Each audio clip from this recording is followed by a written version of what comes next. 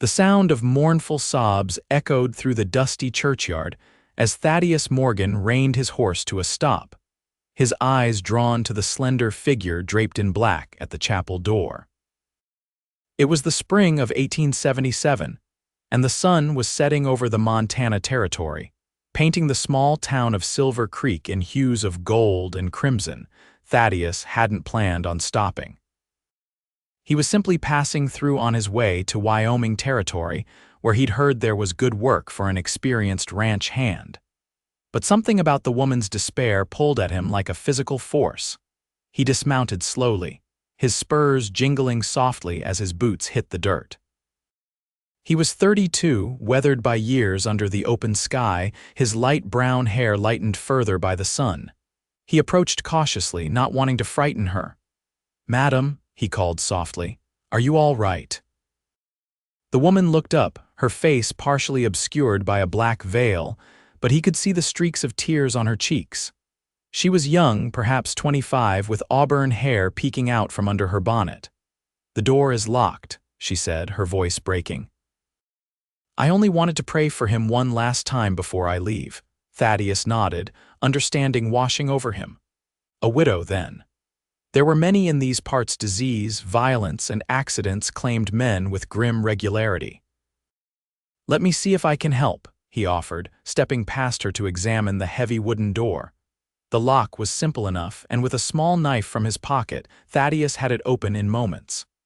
It wasn't breaking in. He reasoned churches were meant to be sanctuaries for the troubled. He pushed the door open, holding it for her. "There you go, madam." The woman looked at him with surprise and gratitude. "Thank you, Mr. Morgan, Thaddeus Morgan." He removed his hat respectfully. "And you are Tabitha Fairchild," she replied, dabbing at her eyes with a handkerchief. "I apologize for the state you found me in." "No need to apologize, Mrs. Fairchild. Grief isn't something to be ashamed of," she nodded, seeming to gather her strength. Would you wait for me? I won't be long, and I don't relish the walk back to town alone at dusk." Something in her eyes, a mixture of dignity and vulnerability, made it impossible for Thaddeus to refuse. "Of course, madam. Take all the time you need." As she slipped inside the small chapel, Thaddeus tied his horse to a nearby post and settled on the stone steps. The town of Silver Creek spread out below them, a scattering of buildings nestled in the valley. It wasn't much, but it had a certain appeal in the fading light. 15 minutes later, Tabitha emerged, her eyes red but her composure restored. "Thank you for waiting, Mr. Morgan." "It's no trouble," he assured her, offering his arm. "May I walk you home?" As they made their way down the hill toward town, Tabitha explained that she had been widowed 3 months prior when her husband, Patrick Fairchild, had been thrown from his horse during a sudden thunderstorm. They had moved to Silver Creek only a year before from St. Louis, seeking opportunity in the growing Western territories. "I'm returning to St. Louis tomorrow," she said softly. "There's nothing for me here now. Patrick was everything." Thaddeus listened, offering quiet sympathy. By the time they reached the small house at the edge of town, the sky had darkened to deep blue, stars beginning to emerge. "Would you care for some coffee before you continue your journey, Mr. Morgan?" Tabitha asked. "It's the least I can offer for your kindness." The invitation was unexpected but welcome. Thaddeus was in no hurry, and something about Tabitha Fairchild intrigued him. "That would be much appreciated, madam." Inside, the house was modestly furnished but neat. Tabitha lit a lamp and moved to stoke the embers in the stove, her movements graceful despite her mourning clothes. "You're traveling through?" she asked as she prepared the coffee. "Yes, madam, heading to Wyoming looking for ranch work." "You're a cowhand, then?" "I've been working cattle since I was 16, he said. "Started in Texas, worked my way north over the years." Their conversation flowed easily as they shared coffee. Thaddeus found himself talking more than he had in months of solitary travel, telling Tabitha about the ranches he'd worked, the landscapes he'd crossed. She, in turn, spoke of her life in St. Louis, her brief time in Silver Creek, and her uncertain future. "It's getting late," Thaddeus finally noted, reluctantly rising.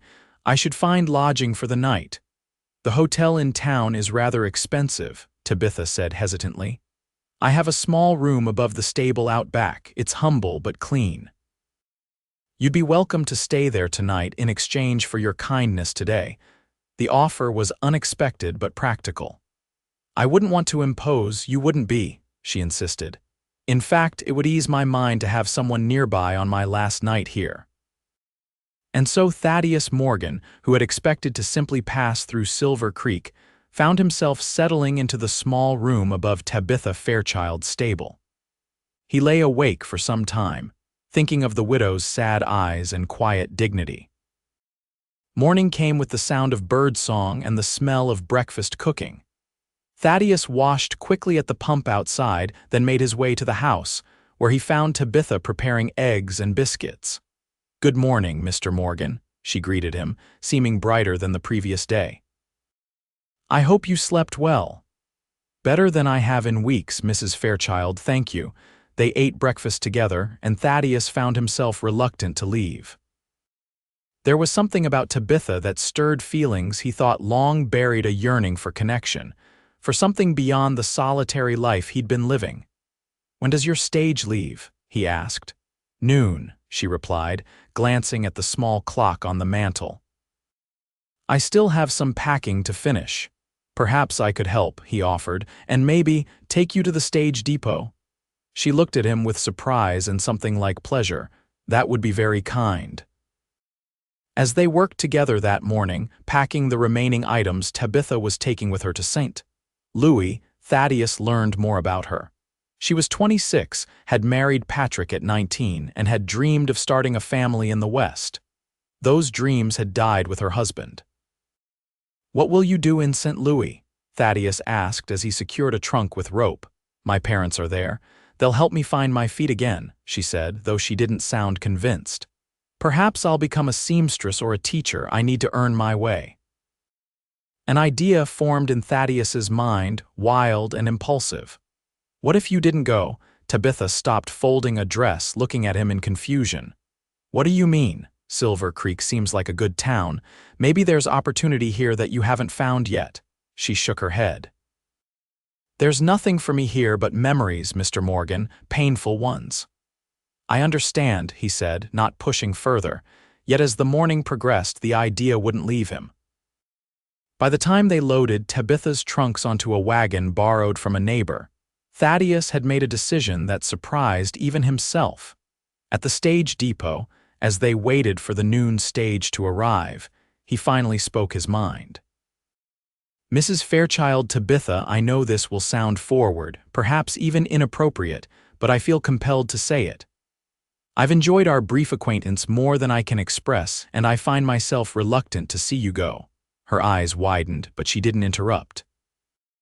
"I'm not asking for anything improper," he continued. "Only that you might consider staying in Silver Creek a bit longer. Perhaps we could get to know each other better." Tabitha's face flushed. "Mr. Morgan, we've only just met. I'm still in mourning." "I understand completely," he said gently. "And I would never rush you or disrespect your grief. I'm simply suggesting that perhaps Silver Creek still holds possibilities for you." Before she could respond, the stagecoach rumbled into view, dust billowing behind it as it approached the depot. "I need to go," Tabitha said, her voice trembling slightly. "My parents are expecting me," Thaddeus nodded, helping her gather her things. "Of course. I wish you safe travels, Mrs. Fairchild." As the stage driver loaded her trunks, Tabitha turned to Thaddeus one last time. "Thank you for your kindness, Mr. Morgan. I won't forget it." He watched as she boarded the stage, a small figure in black disappearing into the vehicle that would carry her away from Silver Creek and from him. As the stage pulled away, he felt an unexpected hollowness in his chest. Thaddeus stood in the street long after the stage had disappeared, wrestling with feelings he couldn't quite name. Then, with a deep sigh, he returned to Tabitha's house to collect his horse. He had a long journey ahead to Wyoming, and he'd already delayed a day. But when he reached the house, he found something unexpected: a small blue handkerchief on the porch steps, embroidered with the initials TF. Tabitha must have dropped it in the rush to leave. He picked it up, the delicate fabric soft against his calloused fingers, and made a decision. Instead of continuing to Wyoming, Thaddeus Morgan decided to stay in Silver Creek. Something told him his future might be tied to this place now. The next few weeks passed quickly as Thaddeus established himself in Silver Creek. He found work at the Double R Ranch just outside of town, impressing the owner with his experience and work ethic. He rented a small room above the livery stable and began to learn the rhythms of the town. In quiet moments, he found himself thinking of Tabitha, wondering how she was faring in St. Louis. He kept her handkerchief, telling himself he would mail it to her once he had her address, though deep down he knew it was a connection to her he wasn't ready to sever. One evening in late June, as Thaddeus sat on the porch of the saloon after a long day's work, the stagecoach rolled into town. He watched idly as passengers disembarked, then straightened abruptly as a familiar figure in blue, not black, stepped down. Tabitha Fairchild had returned to Silver Creek. Thaddeus stood, hardly believing his eyes as she looked around, then spotted him. A small smile curved her lips as she walked toward him. "Mr. Morgan," she greeted him, "I had hoped you might still be in town." "Mrs. Fairchild," he managed, his heart racing, "this is a surprise." "For me as well," she admitted. "I reached St. Louis, spent 3 weeks with my parents, and realized I wasn't ready to return to that life. Silver Creek may hold painful memories, but it also represents the future Patrick and I dreamed of. I can't abandon that dream entirely." Thaddeus could hardly contain his joy. "I'm glad to hear it. Have you somewhere to stay?" "I still own the house," she said, "though I expect it needs a good cleaning after sitting empty." "Let me help you with that," he offered, taking her bag. As they walked to her house, Tabitha explained that she had decided to open a small bakery in town. "There isn't one yet, and I've always had a talent for baking. It seems a practical way to support myself." "That's a fine idea," Thaddeus agreed. The men at the ranch would certainly appreciate fresh bread and pies. Over the following days, Thaddeus helped Tabitha clean her house and prepare a small storefront she had rented on Main Street. They worked side by side, their friendship deepening with each passing day. Thaddeus was careful not to rush her, respecting her grief while cherishing their growing connection. By August, Tabitha's bakery was open and thriving. The people of Silver Creek welcomed the addition to their town, and Tabitha began to smile more often, the shadow of grief gradually lifting from her eyes. One evening, as Thaddeus walked her home after helping her carry flour sacks for the next day's baking, Tabitha invited him to stay for dinner. "I've been meaning to thank you properly for all your help," she said, "and for giving me the courage to return." "I did very little," he demurred. "The courage was all yours." Over dinner, they talked of their pasts, their hopes, their disappointments. Thaddeus told her about his family back in Missouri, whom he hadn't seen in 12 years. Tabitha spoke of her marriage to Patrick, the happiness they'd shared, and the dreams they'd had. "I still miss him," she admitted. "I think I always will, but the pain isn't as sharp now. I'm starting to remember the good times without feeling like I can't breathe." "That's how it should be," Thaddeus said softly. "The people we love never truly leave us." As summer turned to autumn, Thaddeus and Tabitha's friendship continued to grow. He became a regular at her bakery, often stopping by in the morning for coffee and a fresh roll before heading to the ranch. Sometimes they would walk together in the evenings, exploring the outskirts of Silver Creek and watching as the leaves changed color on the surrounding hills. In late September, Tabitha closed the bakery early one day and asked Thaddeus to accompany her to the chapel on the hill, the place where they had first met. "I need to say goodbye properly," she explained as they climbed the path. "I've been avoiding it, but I think I'm ready now." Thaddeus nodded, understanding. When they reached the chapel, the door was unlocked this time. Inside, Tabitha knelt at the altar for several minutes while Thaddeus waited respectfully at the back. When she finally rose and came to join him, her face was peaceful. "Thank you," she said simply, taking his hand in hers. It was the first time she had touched him so deliberately, and Thaddeus felt a surge of emotion at the small gesture. "I'm honored to be here with you," he replied. That evening marked a turning point. As they sat on her porch watching the sunset, Tabitha spoke of the future for the first time without hesitation or shadow. "I'm thinking of expanding the bakery," she said. "Perhaps adding a small cafe where people could sit and eat.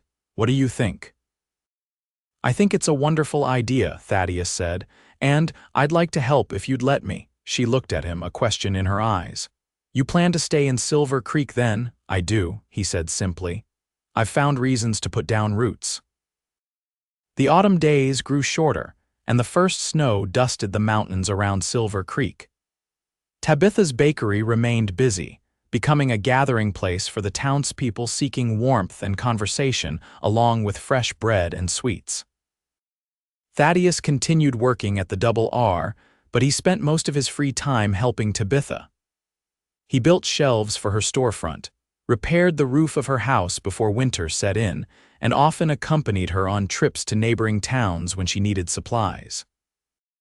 As Christmas approached, the town organized a holiday celebration in the small square. There would be music, food, and dancing. Thaddeus, who had never been one for social gatherings, found himself looking forward to it because Tabitha would be there. The evening of the celebration, he arrived at her house to escort her to town, and his breath caught when she opened the door. She wore a dress of deep green, her auburn hair arranged in soft curls. The black of mourning was gone completely now, and she looked vibrant, alive. "You look beautiful," he said honestly. A blush colored her cheeks. "Thank you, Thaddeus." It was the first time she had used his given name, and it sounded right coming from her lips. The celebration was everything a small western town could muster. Lanterns hung from tree branches, tables groaned with food, and a small band played cheerful tunes. Tabitha's gingerbread and apple pies were prominently featured and quickly devoured. When the band struck up a waltz, Thaddeus gathered his courage. "Would you care to dance?" Tabitha hesitated only briefly before nodding. "I would like that very much." As they moved together under the stars, the rest of the gathering seemed to fade away. Thaddeus held her carefully, respectfully, but there was no denying the connection between them. "I never thought I could feel this way again," Tabitha whispered, looking up at him with wonder in her eyes. "Nor did I," Thaddeus admitted. "I've spent so many years alone, moving from place to place, but now, she prompted when he trailed off. "Now I can't imagine being anywhere but here. With you." The music ended, but they remained standing close together, a moment of perfect understanding passing between them. As they walked home later that night, snow began to fall softly around them, dusting Tabitha's hair and eyelashes with white. Outside her door, Thaddeus gathered his courage once more. "Tabitha, I know it hasn't been very long, and I would understand if you feel it's too soon, but I need to tell you that I've fallen in love with you." She looked at him, her eyes shining in the moonlight. "It hasn't been very long in days and weeks," she said softly, "but in some ways it feels as though I've known you forever." "Is that a good thing?" he asked, hope rising in his chest. "It's a very good thing," she assured him, reaching up to touch his face. "I've fallen in love with you too, Thaddeus. I wasn't looking for it, wasn't expecting it, but there it is." He kissed her then, gently, reverently, as snowflakes swirled around them. Winter settled over Silver Creek, the town quieter under its blanket of snow. Thaddeus continued to court Tabitha properly, mindful of her position in the community. They attended church together on Sundays, shared meals, and spent long evenings talking by the fire. In February, during a particularly harsh cold spell, Tabitha fell ill with a fever. Thaddeus, frantic with worry, stayed by her side for 3 days, barely sleeping as he kept cool compresses on her forehead and made sure she drank water whenever she woke. When her fever finally broke, and she opened her eyes with recognition rather than delirium, Thaddeus nearly wept with relief. "You're still here," she murmured, reaching for his hand. "Wild horses couldn't have dragged me away," he assured her, pressing her fingers to his lips. As she recovered, their bond deepened further. The experience had crystallized what was truly important, bringing into sharp focus the depth of their feelings for each other. One evening in late March, as the first signs of spring began to appear, Thaddeus took Tabitha for a walk to the chapel on the hill, the place where their story had begun. The air was crisp but not bitter, and patches of green were starting to emerge from beneath the melting snow. Inside the chapel, which had become a special place for them both, Thaddeus turned to Tabitha, taking both her hands in his. "When I found you crying at this door last spring, I had no idea how completely my life was about to change," he said. "I was just passing through, a man with no real direction or purpose beyond the next job, the next town. You gave me a reason to stay, Tabitha. More than that, you gave me a reason to build something lasting." He dropped to one knee, drawing a small box from his pocket. Inside was a simple gold band with a small emerald that matched her eyes. "Tabitha Fairchild, would you do me the extraordinary honor of becoming my wife?" Tears filled her eyes, but they were tears of joy. "Yes," she whispered. "Yes, Thaddeus, I will." They were married in May of 1878, a little over a year after their first meeting. The chapel was filled with flowers, and the entire town turned out to witness the union of the widow and the cowboy who had found each other against all odds.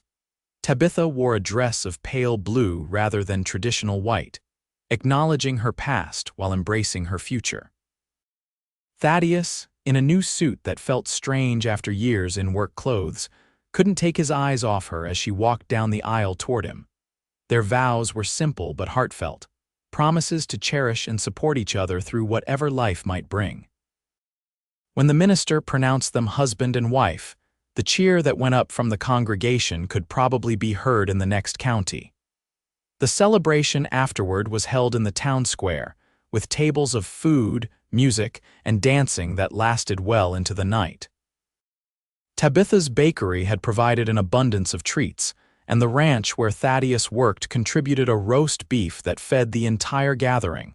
As the newlyweds danced under lantern light, Thaddeus marveled at the turn his life had taken. "Happy?" Tabitha asked, noticing his thoughtful expression. "Beyond measure," he assured her. "I was just thinking how different things might have been if I hadn't stopped that day at the chapel."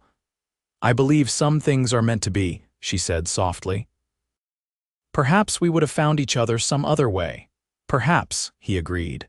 "But I'm grateful it happened as it did."